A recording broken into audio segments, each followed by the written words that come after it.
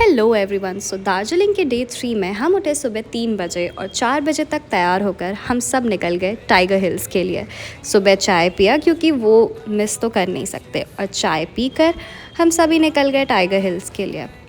उस दिन के लिए हमने एक टैक्सी बुक की थी जो हमें सुबह से लेकर शाम तक बहुत सारे पॉइंट्स को घुमाने वाली थी, और अंधेरे में बादल के थ्रू चलते हुए हम पहुंच गए टाइगर हिल्स। वहाँ पे सुबह बहुत बादल और फॉग था, मगर उसमें भी हमें भीड़ काफ़ी मिली।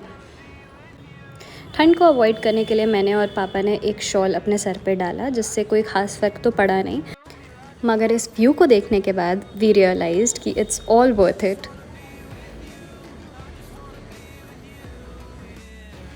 और टाइगर हिल्स का सबसे खूबसूरत part was this mount Kanchenjunga. भीड़ में हाथ ऊपर करके पीछे के लोगों की गालियाँ सुन सुन करके मैंने आखिर एक और टाइम लैप्स तो रिकॉर्ड कर ही लिया।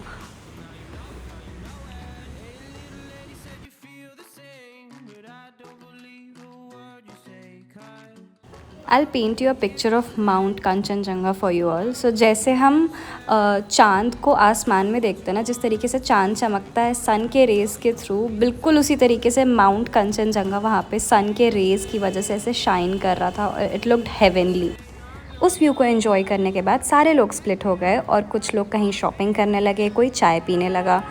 हम तेज़ हैं, हम अपने घर से चाय लेकर के आए थे, और व्लॉगिंग और व्यू एंजॉय करने के चक्कर में मैं एक बार फिर से खो गई।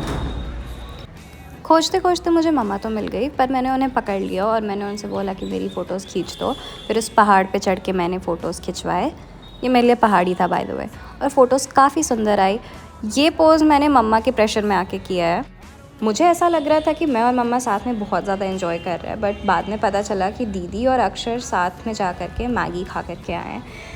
But they were kind enough to buy us some pakoris. वो खाते हुए फिर हम चल गए। मैंने उस जगह को अपना दिल दे दिया बाय द वे। उसके बाद फिर हम गए बतासिया लूप पे।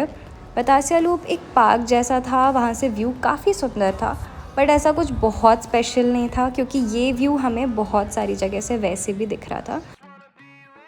बतासिया लूप पर लोग कॉस्ट्यूम्स पहन के फ़ोटोग्राफी करा रहे थे, बट हमने वो नहीं किया बिकॉज़ हमारे पास टाइम लिमिट था। इस जगह पे अक्षर ने और मम्मा ने बाइनोक्यूलर्स से 7-8 पॉइंट्स देखे। अक्षर, बाइनोक्यूलर्स से क्या क्या दिखा? बहुत कुछ। नेपाल का बॉर्डर दिखा, नेपाल का बॉर्डर दिखा, और फिर ब्रिटिश रूल में बनाया हुआ एक बिल्डिंग दिखा जो कि एक पैलेस था, जो कि अभी राजवाड़ पैलेस नाम है उसका। हाँ। एंड उसके बाद मुझे पुलिस का बूथ, जो कि 1980s का था। ओके। और फिर मुझे उसके बाद एक जंगल दिखाया गया जो कि जू था, और फिर एक जिगजैग रास्ता दिखाया गया जो कि दार्जिलिंग का सबसे फेमस रास्ता है। बतासिया लूप से निकलकर हमने टैक्सी में ही बैठकर चाय पी, और फिर वहाँ से हम गए घूम monastery. A super cute trio. घूम मोनास्ट्री से निकलकर हम 9 बजे तक अपने होम स्टे पर वापस गए। ब्रेकफास्ट में आलू पराठे खाए, और वहाँ से 10 बजे तक निकलकर हम ज़ू विज़िट करने आ गए। ज़ू का मेन सेलिंग पॉइंट उनका रेड पांडा था।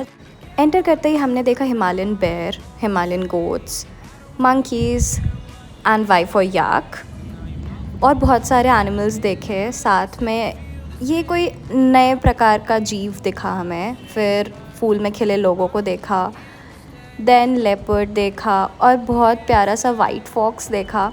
फिर हम आगे बढ़े और हमने बर्ड्स के अलग अलग स्पीशीज़ को देखा, and then the most awaited red panda. ये इतना क्यूट था, इसने हमें इतना सताया अपने दर्शन देने के लिए। ये पहले कहीं छुपा हुआ था, बट फिर तब पता चला कि ये हमें इतना क्यों सता रहा था। फिर मैंने बिच बन के एक बैठी हुई दीदी को हटाकर अपनी फ़ोटोज़ खिंचवाई, और फिर हम वहाँ से निकल गए। हमारा नेक्स्ट स्टॉप था लेपचा जगत पाइन फॉरेस्ट, जो कि मुझे सबसे ज़्यादा सुंदर लगा। और उसके बाद फिर वहाँ पे मैंने कुछ इंस्टाग्राम फ्रेंडली वीडियोस ली, और फिर वहाँ से भी हम निकल गए। रास्ते में बीच पहाड़ पर गाड़ी रुकवाकर पापा ने फ़ोटोग्राफी की। Another breathtaking view from a view point that was situated on Nepal and India's border. और बारिश स्टार्ट होने के बावजूद इन दो क्यूटीज़ ने जी भर के व्यू को एंजॉय किया। उसी व्यू पॉइंट के नज़दीक कुछ नेपाली शॉप्स थे जहाँ से हमने नेपाली चॉकलेट्स ख़रीदे।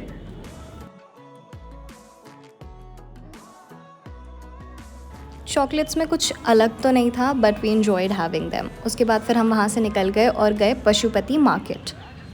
और पशुपति मार्केट से आप ऐसा समझ लो कि नेपाल की शुरुआत हो गई थी। वहाँ पे हमने कुछ लोकल मार्केट्स एक्सप्लोर किया और हमने सोचा कि वहाँ आ ही गए हैं तो नेपाली मोमोज़ भी ट्राई करके देख ही लेते हैं। तो हम गए वहाँ पे एक छोटी सी शॉप पे और हमने ऑर्डर किया चिकन मोमोज़। और चिकन मोमोज़ खा के कुछ अमेजिंग सा फ़ील हुआ, क्योंकि समझ आ रहा था कि भाई कुछ तो अलग है। उसके बाद फिर हमने वहाँ की टाइम डिफरेंस को नोटिस किया, जिसमें 15 मिनट्स का डिफरेंस था। फिर हमने थुक्पा ट्राई किया, वो भी काफ़ी यमी था। और फिर हम वहाँ से निकल गए। वहाँ से निकल कर हम गए टी गार्डन विज़िट करने।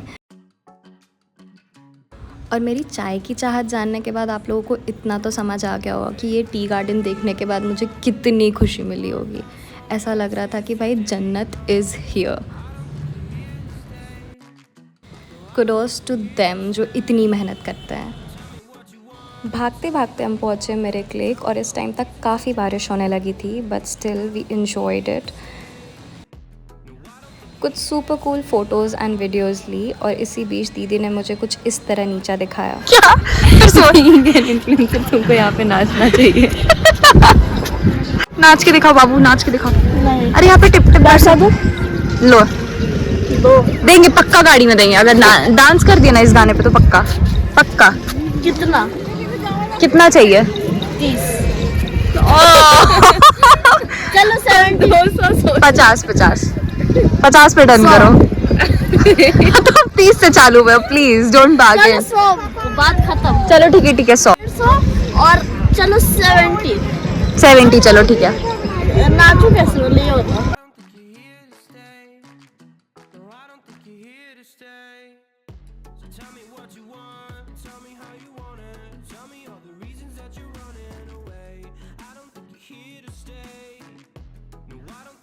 सो ये था हमारे दिन का आखिरी स्पॉट। और यहाँ से निकलकर हम काफ़ी सारे व्यूज़ को एंजॉय करते करते स्टेशन तक पहुँचे और फिर स्टेशन से घर आ गए। थोड़ा बुरा लग रहा था, मगर पता था कि अपने साथ एक बहुत बड़ा सा यादों का पिटारा साथ लेकर आई हूँ।